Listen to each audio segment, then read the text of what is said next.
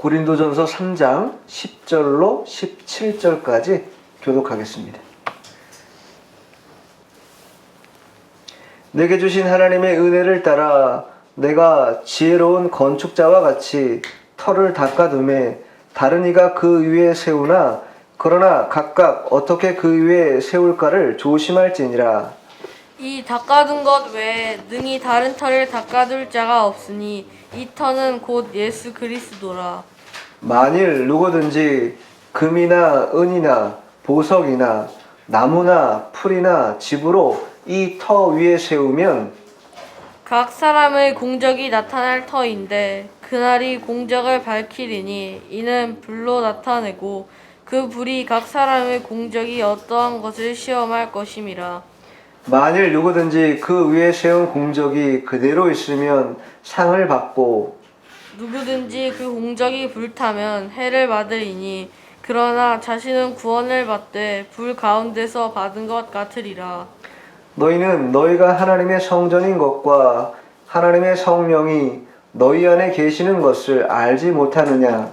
누구든지 하나님의 성전을 더럽히면 하나님이 그 사람을 멸하시리라. 하나님의 성전은 거룩하니 너희도 그러하니라. 아멘.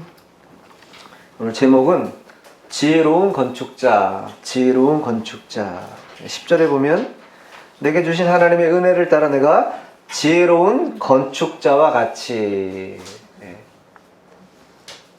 바울 자신이 고백입니다. 자신이 지혜로운 건축자와 같이 예수 그리스도의 터 위에 집을 지었다, 이렇게 말하고 있는 것이, 오늘 제목은 지혜로운 건축자라는 제목으로 하나님의 말씀을 증거하도록 하겠습니다.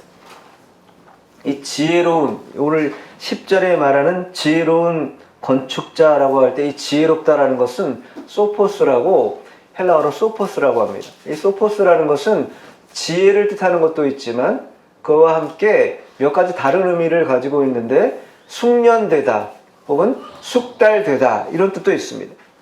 그러니까 이 지혜로운 건축자라는 것은 자신의 힘이나 자신의 노력을 발판 삼아 짓는 자들이 아니라 하나님의 지혜를 받아서 그 하나님의 지혜를 통해서 숙달되고 숙련된 그러한 건축자가 되어야 한다라는 것을 말해주고 있어요.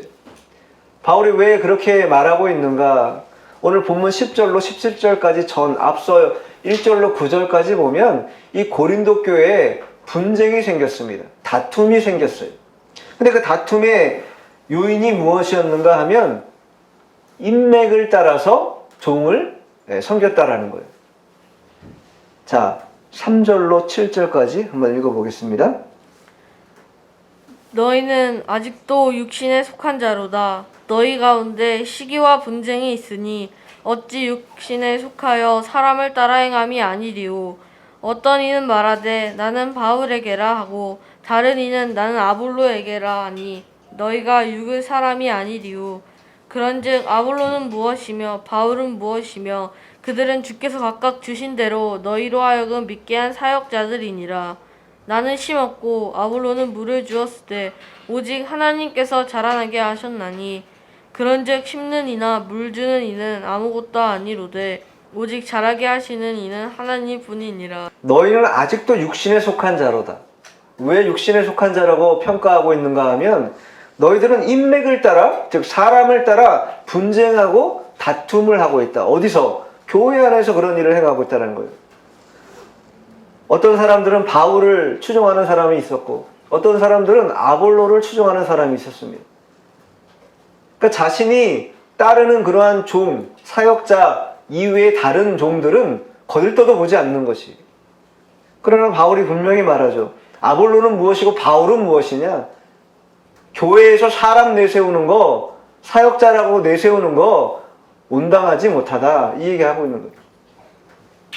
바울은 심었고 아볼로는 물을 주었으되 자라게 하시는 분은 누구이신가? 하나님이 자라게 하신다라는 거예요. 교회는 하나님이 자라게 하시는 것이지 사람이 자라게 할 수 있는 게 아니라는 거예요. 그런데 이 고린도 교회 사람들은, 성도들은 이 깨달음이 없어서, 아직 육신에 속해 있어서 영적인 분별력이 없어서 사람 쫓아다니는 그런 일을 행하고 있다라는 거예요. 그게 바울이 분명히 말하죠. 심는 이나 물 주는 이는 아무것도 아니다. 심는 자나 물 주는 자 아무것도 아니라는 거예요. 자라게 하시는 분, 그분이 중요하다. 그분이 중요할 뿐이다. 이 얘기 지금 하고 있는 것이. 그러니까 교회의 주권자가 누구인가? 교회의 주인이 누구인가?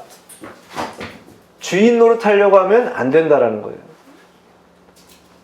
교회가 사람이 주인이 되어서 앞서기 시작하면 이 고린도 교회와 같이 분쟁의 일들이 나타나게 된다라는 거예요. 다툼의 일들이 나타나게 되는 것입니다. 왜냐하면 사람들은 누구나가 다 이해관계를 따라 살아갑니다. 자기의 이해가 맞으면 그게 조금 더러운 것이든 좀 맞지 않은 것이라도 손을 내밀어서 붙잡는 게 사람이라는 거예요.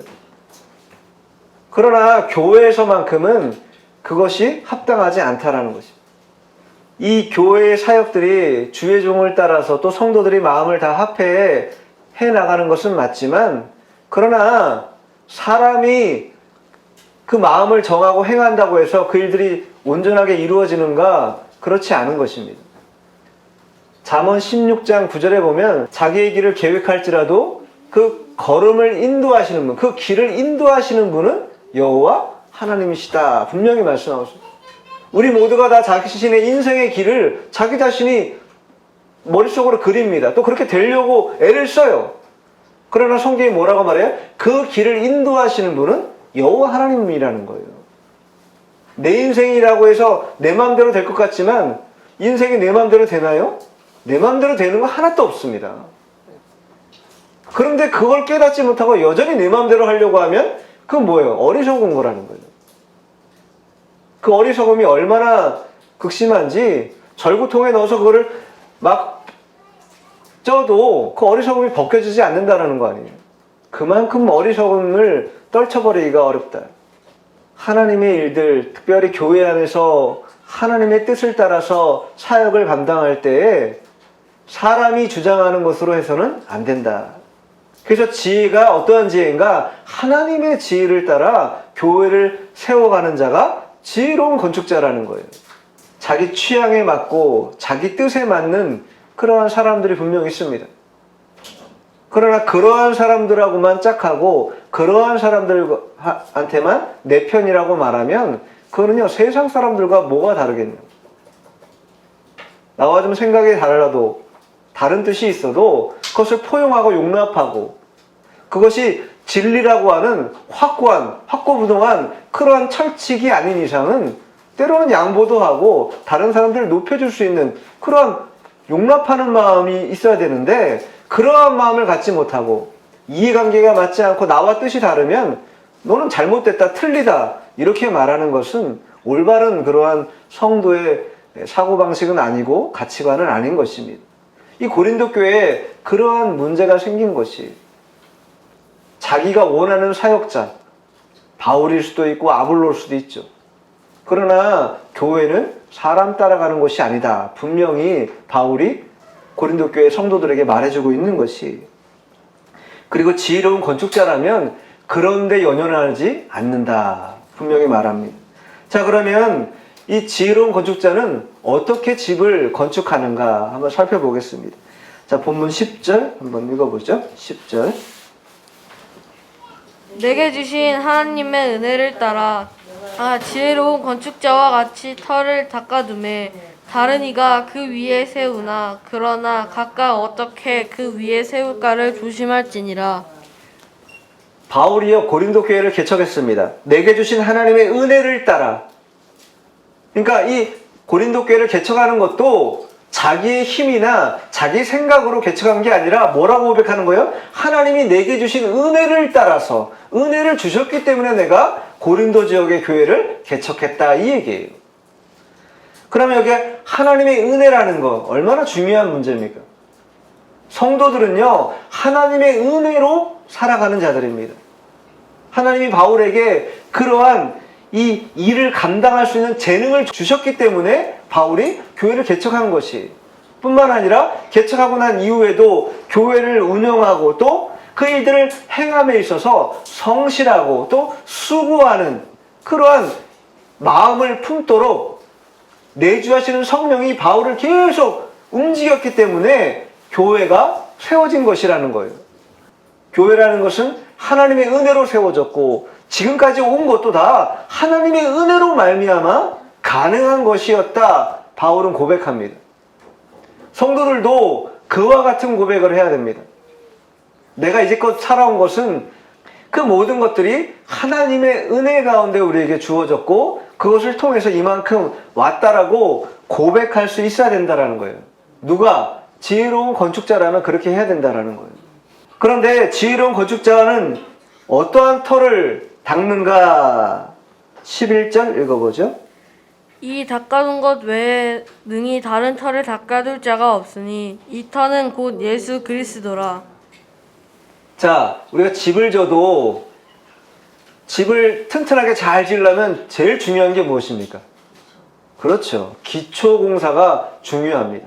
땅을 넉넉히 파서 기초를 튼튼히, 아주 튼튼히 세울 때 그 기초 위에 집을 지으면요, 웬만해서는 집이 무너지는 법 없이 잘 서 있다라는 거예요. 근데 기초가 부실해 보세요.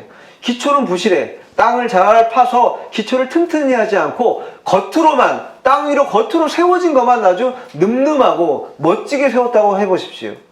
그러면 그 건축물이 여러 가지 어려운, 뭐 지진이라든가 또 해일이라든가 이러한 큰 역경이 닥칠 때 그 건물이 제대로 서 있겠는가?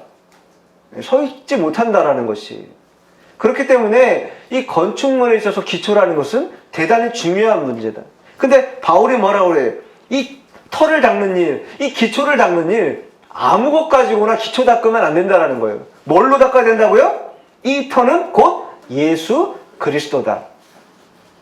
지혜로운 건축자들은 터를 잘 닦아야 되는데 그 터를 뭘로 닦아야 되는가? 예수 그리스도로 닦아야 된다는 거예요. 예수 그리스도라고 하는 복음의 또 진리에 기반해서 터를 닦아야 외부에서 오는 환난과 어려움이 있어도 능히 감당해내고 능히 이길 수 있는 힘을 갖게 된다라는 것이.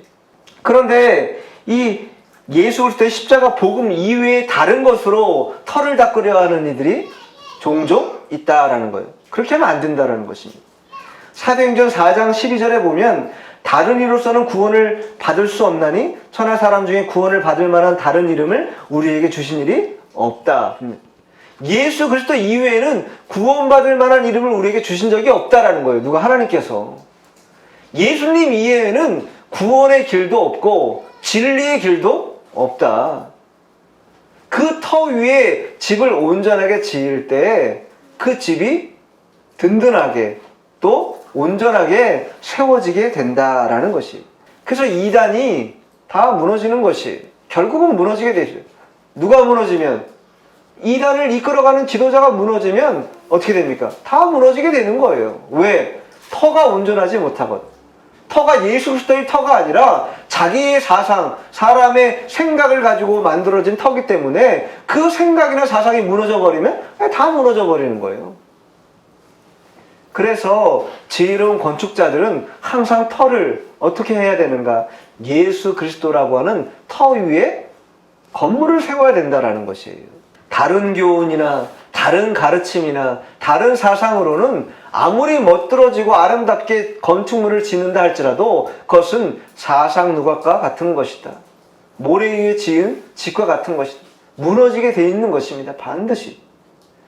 그러니 우리가 기본에 충실해야 된다. 기초에 열심히 해야 된다 말하죠. 운동선수들도 훌륭한 선수들 보면요. 대체적으로 그 훌륭한 이면에 무엇이 있어요? 끊임없는 훈련, 끊임없는 기본기로의 회귀, 이게 있다라는 거예요.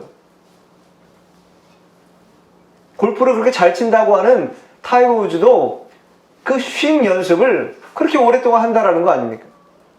왜? 그게 가장 기본이기 때문에, 가장 기초이기 때문에.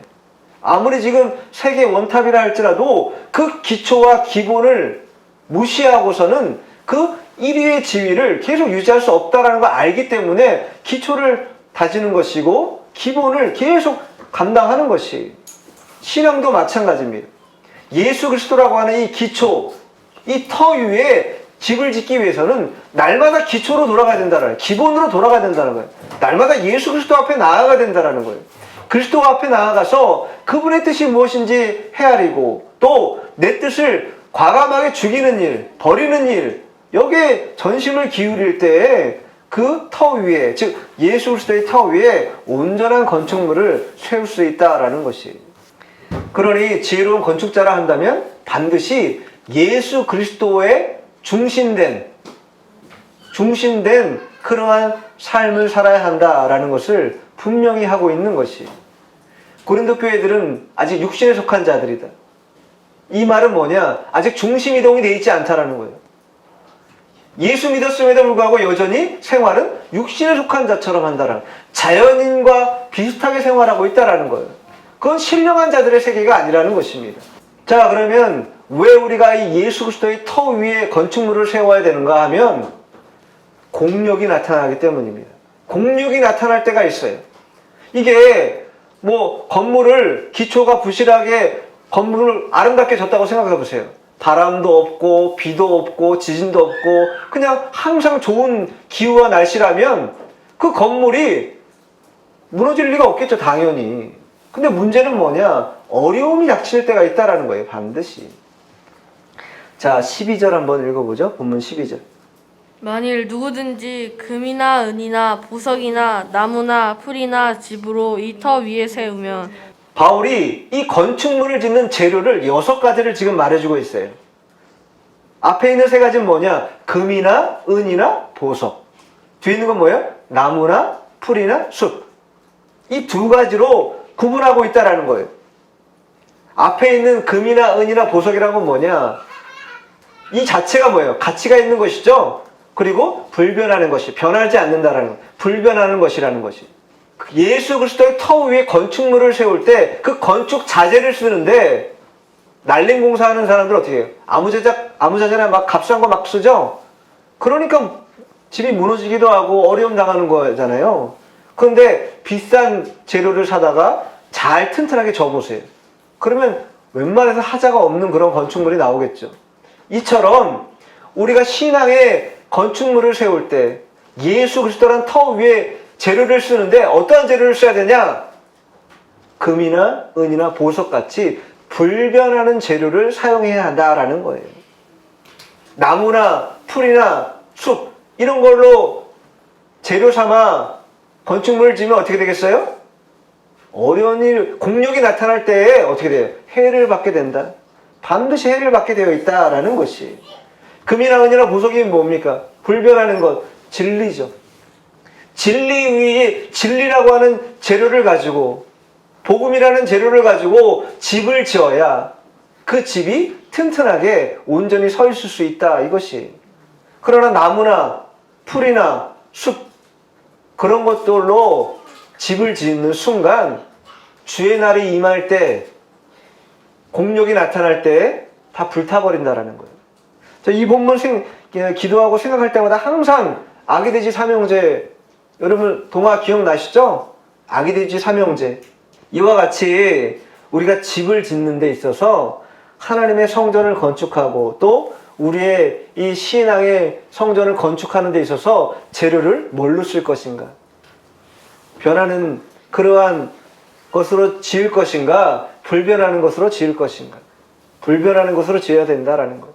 금이나 은이나 보석이나 이런 가치 있는 것, 진리로 집을 지어야 그 집이 훼손되지 않고 무너지지 않고 해를 받지 않는다라는 것이. 자, 13절 읽어보죠. 각 사람의 공적이 나타날 터인데 그날이 공적을 밝히리니 이는 불로 나타내고 그 불이 각 사람의 공적이 어떠한 것을 시험할 것임이라.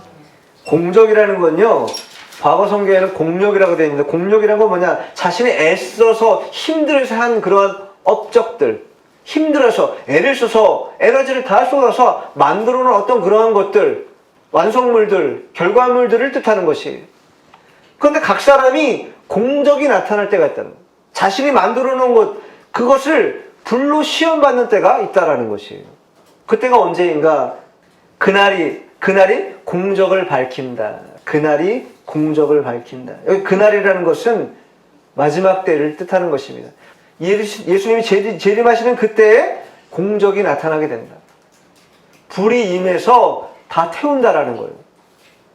금이나 은이나 보석으로 세웠다면 불이 와도 그 건축물이 보존될 것이지만, 그러나 나무나 숲이나 풀로 집을 지었다면 불이 임함으로 말미암아 다 불타버리고 말 것이다 라는 거예요.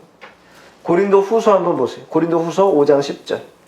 왜 우리가 이 땅에서 이 공력을 쌓는 것에 힘을 기울이고 애를 써야 하는가? 자, 이는 우리가 다 반드시 그리스도의 심판대 앞에 나타나게 되어 각각 선악간에 그 몸으로 행한 것을 따라 받으려 함이라. 그리스도의 심판대 앞에 서서 선악간에 그 몸으로 행한 것을 따라 받는다.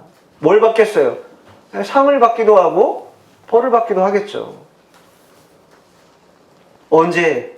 그날에 주의 날에, 예수님이 재림하는 그날에 공력이 임한다. 불로 임한다. 뭘로 우리가 신앙을 쌓아갔는가? 그날이 되면 다 밝혀진다라는 거예요.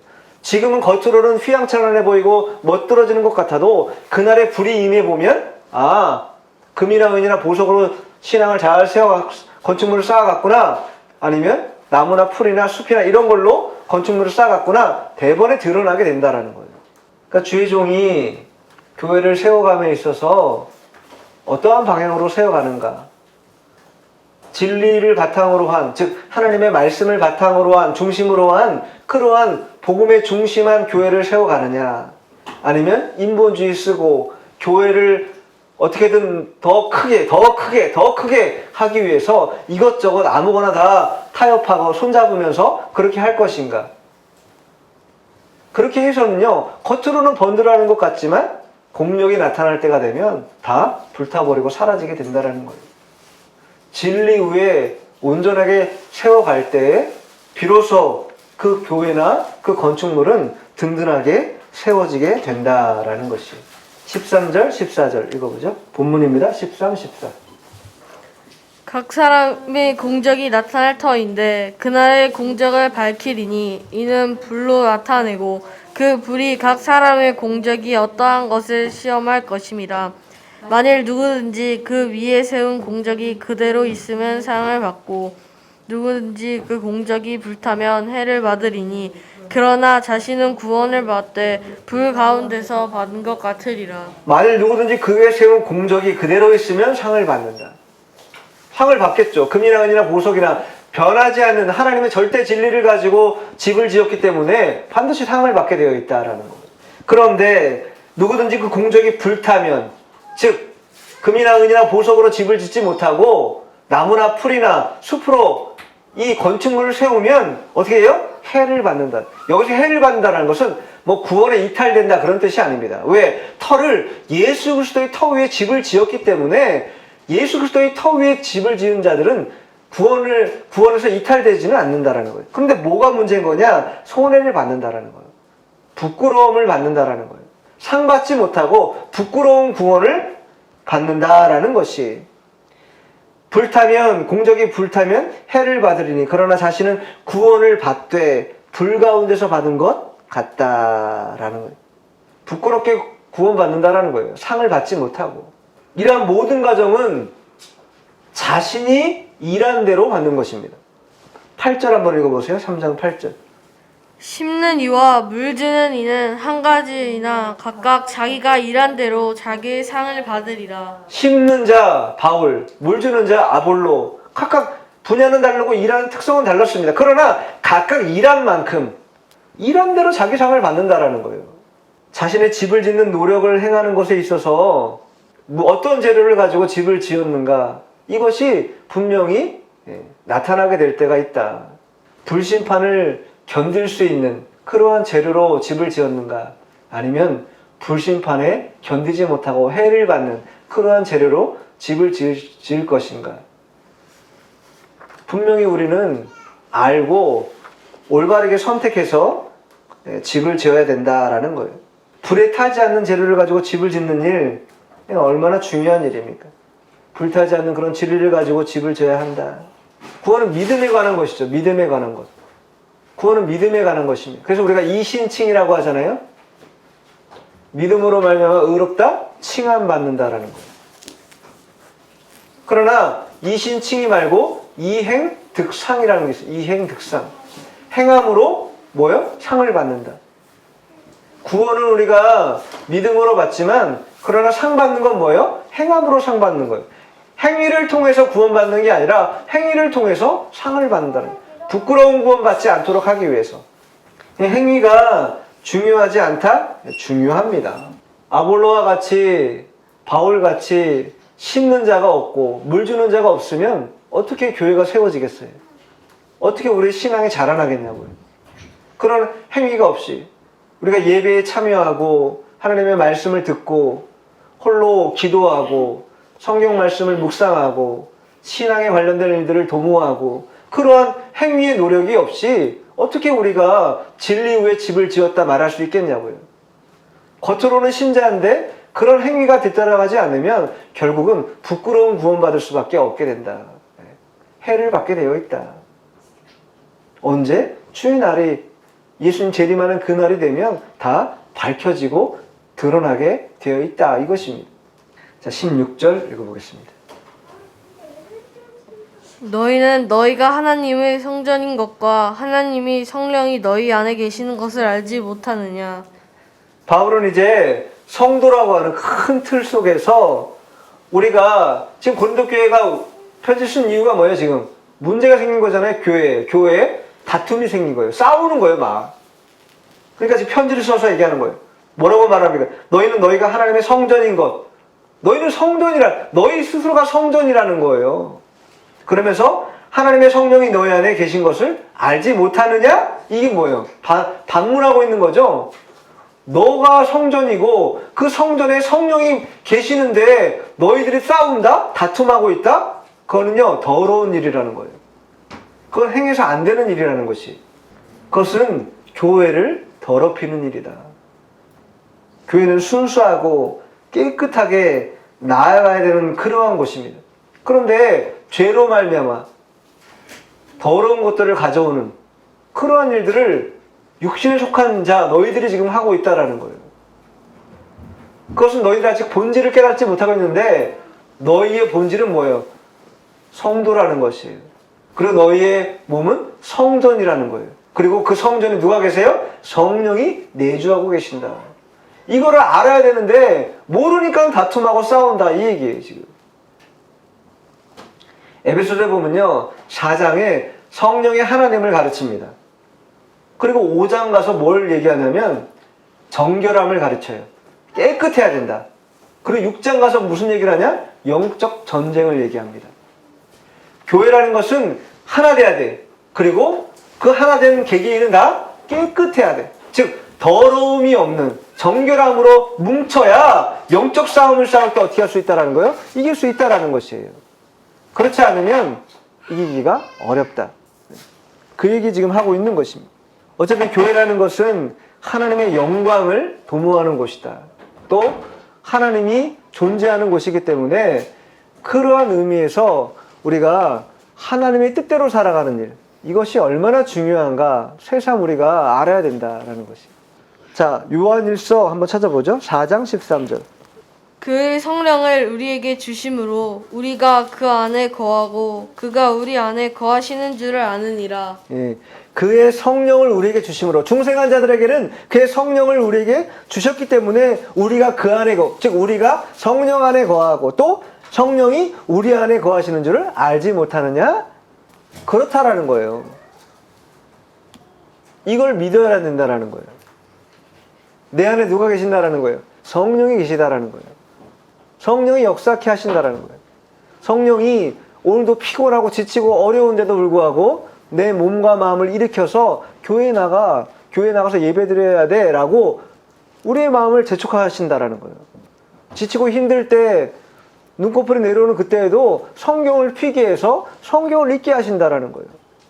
무릎이 아프고 손들기 힘든 그러한 때에도 그 무릎으로 기도하게 하시는 일, 그런 일들 누가 하시는가? 내주하시는 성령이 계속 우리에게 감동을 주시기 때문에 그런 일들이 벌어지게 된다라는 것입니다. 그러니 이 고린도 교회에 분쟁이 나타났다는 건 뭐예요? 성령의 주장을 받지 못하고 있다.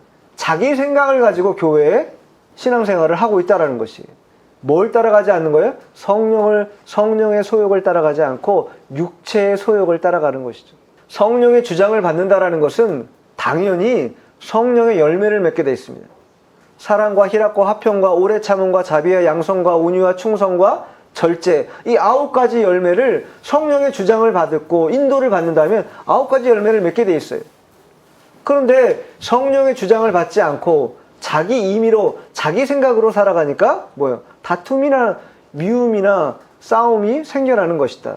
이러한 일들을 바울은 뭐라고 규정하냐면, 자, 마지막 17절 읽어보죠. 누구든지 하나님의 성전을 더럽히면 하나님이 그 사람을 멸하시리라. 하나님의 성전은 거룩하니 너희도 그러하니라.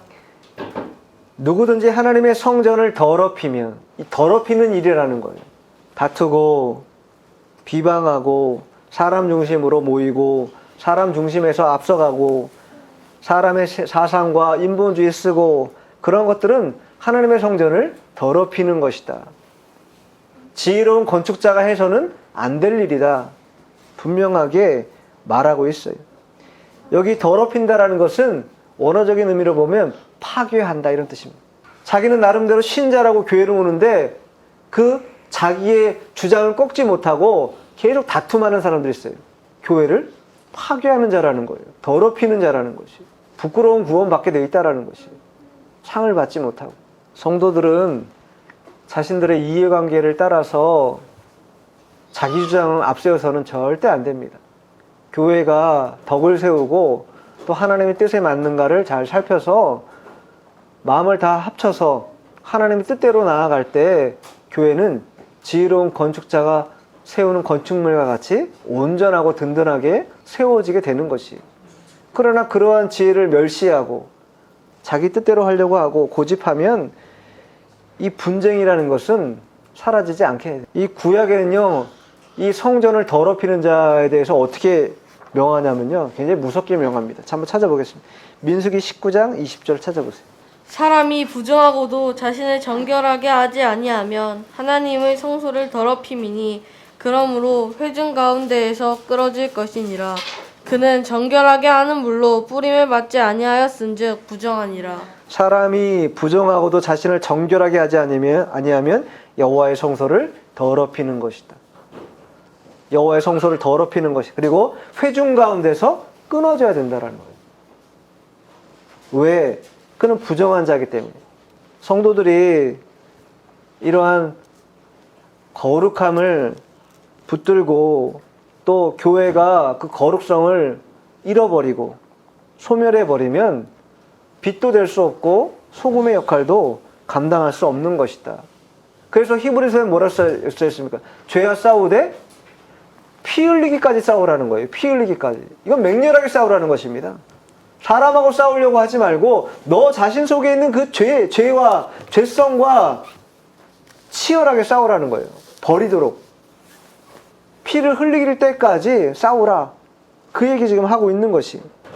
또 데살로니가전서 3장 13절에도 너희 마음을 굳건하게 하시고 우리 주 예수께서 그의 모든 성도와 함께 강림하실 때에 하나님 우리 아버지 앞에서 거룩함에 흠이 없게 하시기를 원하노라. 하나님이 원하시는 것은 거룩함을 원하신다. 그래서 우리가 다 예수님이 우리의 신랑 되시고 모든 성도들은 다 신부잖아요. 아니 신부가 뭐 지창금 많이 준비해가지고 가면 뭐 하겠어요? 그런 것보다 더 중요한 게 뭐예요? 신랑을 맞이하기 위해서 정결함을 가지고 예비하는 신부, 그 신부가 1등 신부라는 것이죠. 우리 모두가 다 성도, 즉 신부인데 신랑 되신 예수님을 맞이하기까지 그 예수님이 우리에게 원하시는 게 뭐냐? 거룩함 원하시는 거룩함. 더럽혀지지 않는 것, 그것을 우리에게 요구하시고 원하신다라는 것이. 이 고린도 교회에 나타난 이 분쟁의 요소는 뭐냐? 결국은 사람 중심으로 앞세웠기 때문입니다. 사람을 앞세워서 하나님의 뜻보다도 사람을 주장하는 일이 먼저 나타났기 때문에 분쟁이 됐다. 그것은 뭘 이해하지 못했나? 성도라는 개념을 이해하지 못한 것이다.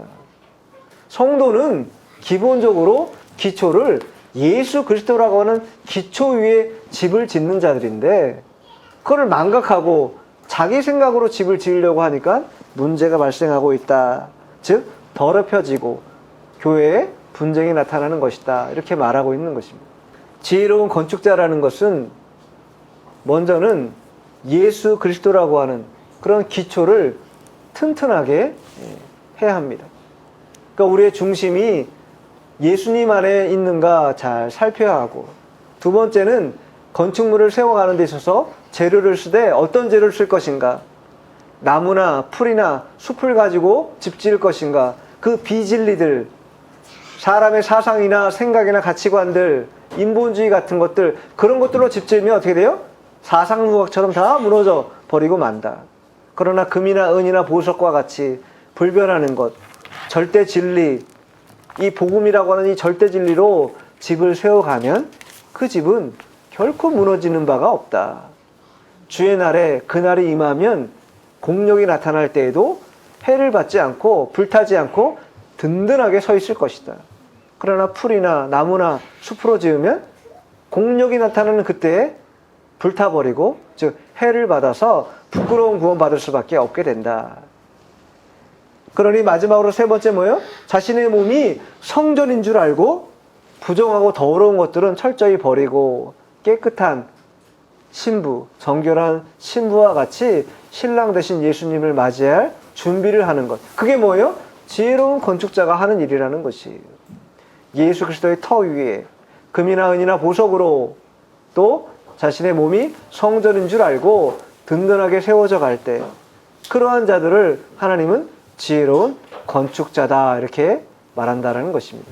우리도 한 주간 지혜로운 건축자와 같이 이 오늘 배운 거 세 가지 잘 새겨서 그리스도를 더 중심하고 또 금이나 은이나 보석과 같은 건축물로 잘 세워가면서 우리가 바로 성전인 줄 깨닫고 내주하신 성령의 인도와 주장을 받는 그런 저희 모두가 되어야 될 것입니다. 기도하겠습니다.